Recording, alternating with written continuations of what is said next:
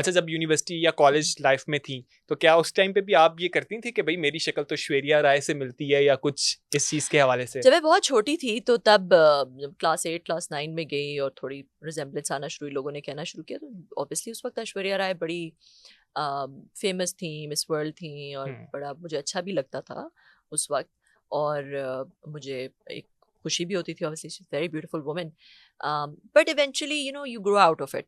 आप बचपन में आपको वो चीज़ अच्छी लगती है और बड़ा, मगर फिर आप इवेंचुअली जब बहुत ज़्यादा होना शुरू हो जाता है तो आप रियलाइज़ करते हैं कि आपकी अपनी आइडेंटिटी है, and you don't want to be the second best version of somebody else. You'd rather be the best version of your original self, right?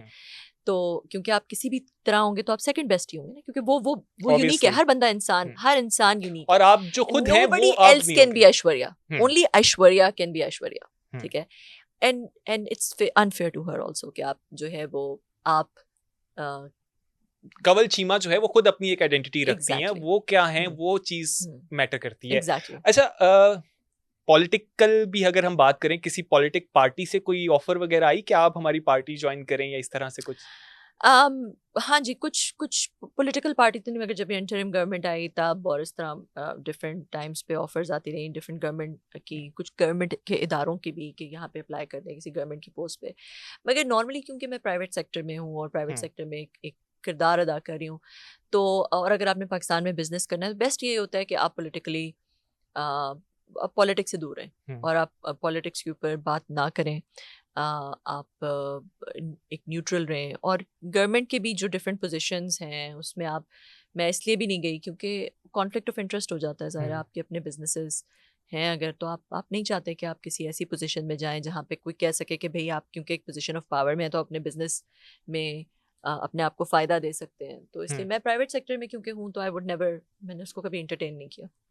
अच्छा, अगर हम गवर्नमेंट की बात करें, पाकिस्तान में आईटी के हवाले से गवर्नमेंट को कौन से इनिशिएटिव हैं जो लेने चाहिए जिस पे हम लोग लैग कर रहे हैं?